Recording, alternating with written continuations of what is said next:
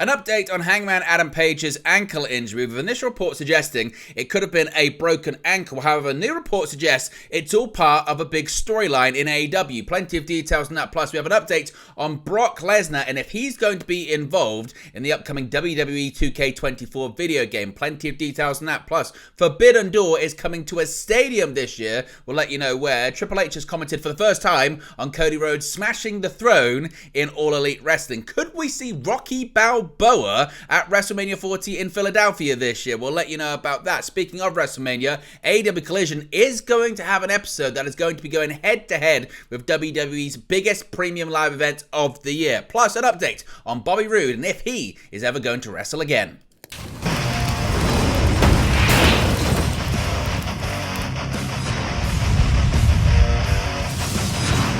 Hey guys, welcome back to Wrestling News 365. Hope everyone is doing very well. As always, there are plenty of news stories to get into in the world of professional wrestling. Let's start off talking about Hangman Adam Page, because we brought you the story earlier today that Hangman had possibly sustained an injury during last night's episode of AEW Dynamite, and actually there was some rumblings from backstage sources that it could possibly be as severe as a broken ankle. Well, it looks like the pro wrestling kayfabe has caught people out once again, because Hangman Page had the wrestling world worried at the end of AEW Dynamite this week, but as it turns out, he's just really good at his job. Now, at the conclusion of his match on the February 21st episode of AEW Dynamite, Hangman was holding his ankle and encouraging the cameras not to film him. He was helped to the backstage area and limped there, but Sean Ross Sapp of Fightful Select is reporting that he has been told that it was an angle and he was fine once he got backstage.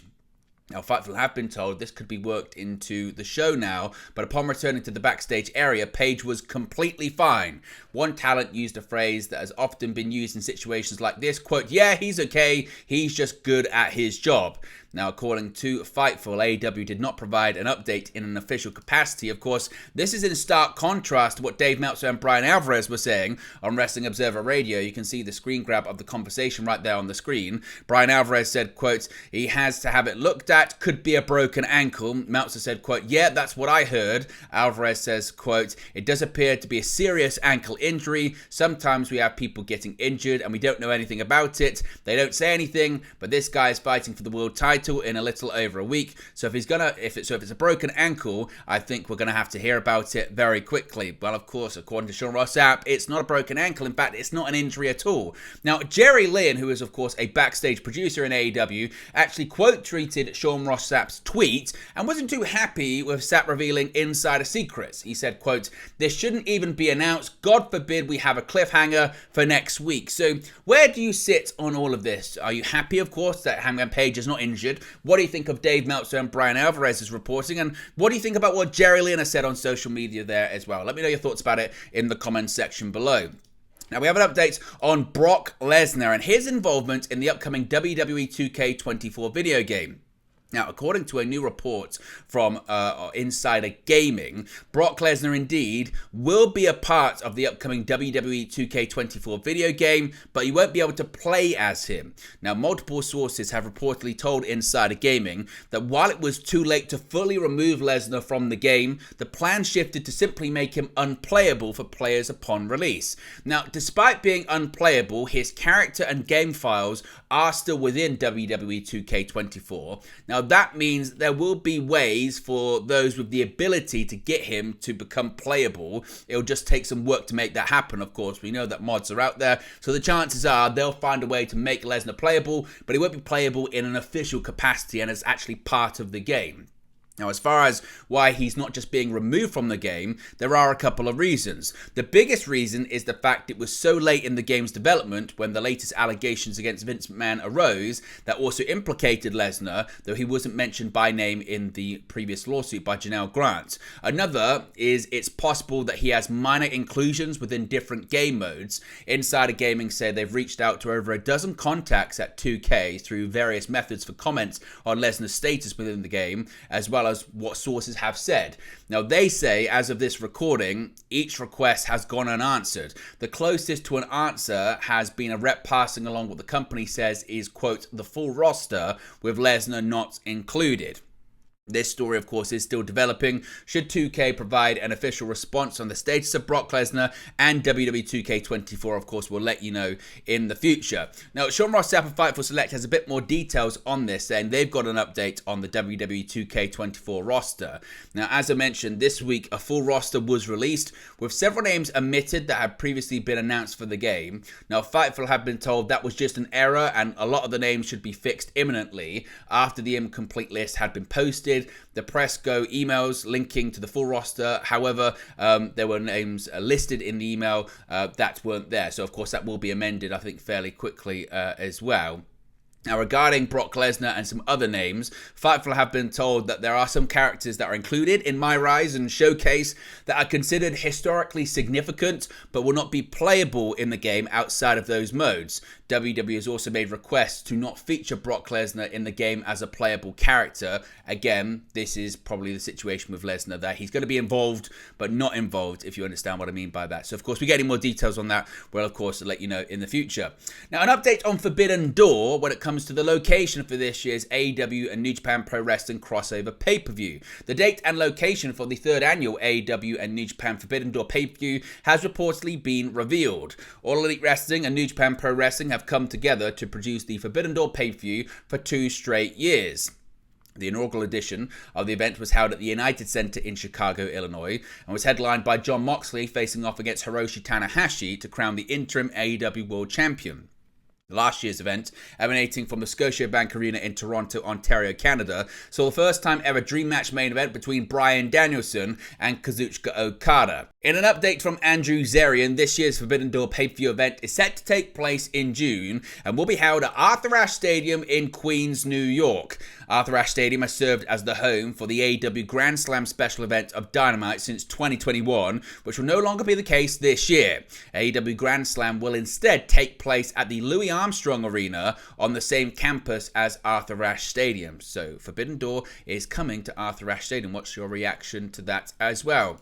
Now, of course, one of the most famous / infamous moments in AEW history is Cody Rhodes smashing the throne, the same throne that seemingly belonged to Triple H. Of course, now it's certainly interesting because Cody Rhodes is one of the biggest stars in WWE, and Triple H is in control of the creative of the company.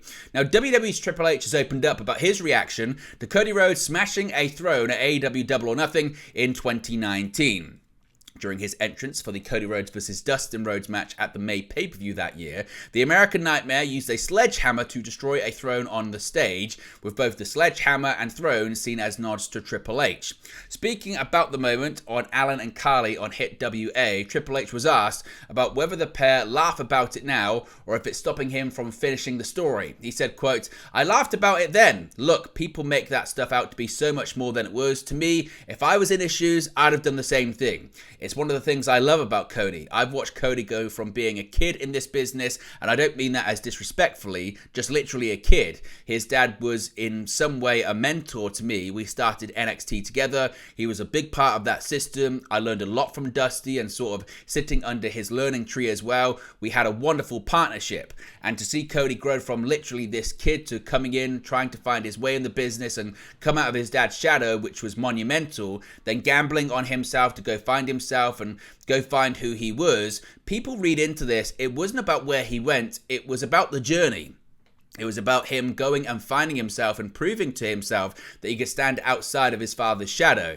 And it wasn't this machine trying to make him his dad's kid or anything else. It was finding himself. And he did that to the point where he was, as he says it himself, where he was undeniable.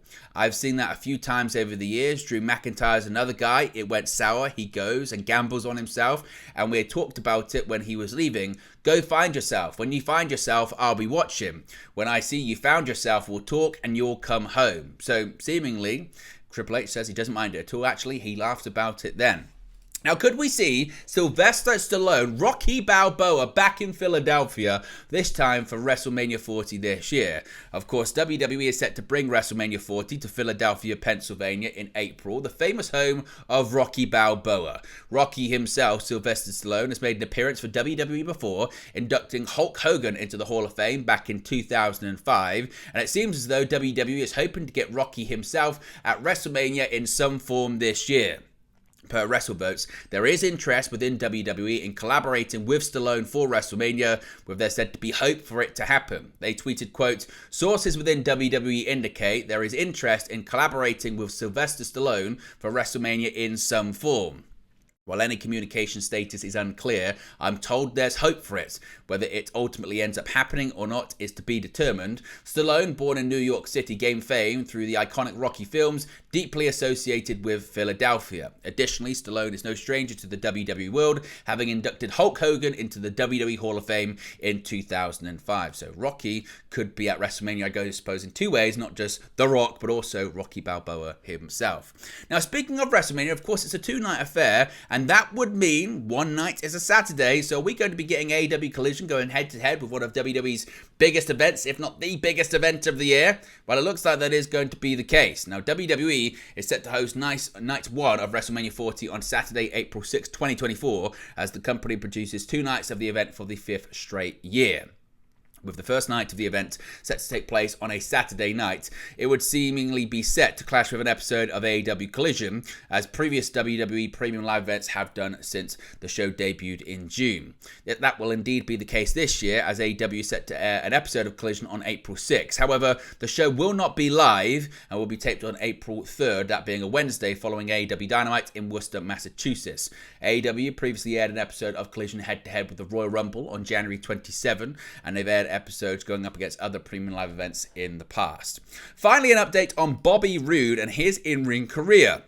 Now, over the past few months, Roode has been serving as a backstage producer in WWE and has recently discussed his work on the Insight podcast. Speaking on Insight with Chris Van Vliet, Bobby Roode explained his current medical status, saying, quote, "Ironically enough, I just got green lighted. The fusion has completely fused. So as far as looking at it from a medical point of view, it's safe to get back in the ring, I guess." He would reveal, however, he doesn't see a return to the ring as something he's rushing to do, stating, quote, "But at almost 48 years old, given the opportunity I've been given now to work as a producer, which was my goal coming to WWE almost 8 years ago, I'm quite happy doing this. And I feel like I've had a good run, as they say, and I'm happy to be doing what I'm doing now."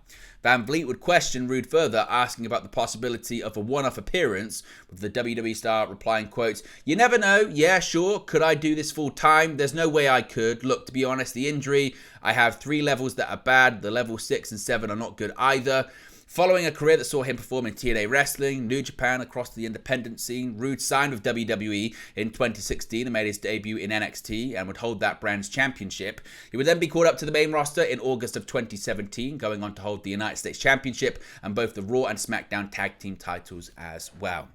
But there you go, guys. That's the latest pro wrestling news for you. Be sure to smash a like on the like button. Be sure to subscribe, bottom right-hand corner. As always, let me know your thoughts in the comment section below, and I'll speak for you again very, very soon. Hey guys, thank you for watching, listening, streaming, or however you come across this video today. Be sure to click on the video on the right there to watch our next video, or click the bottom there to subscribe, or the bottom right hand corner. Thank you very much, and I'll speak to you again very soon.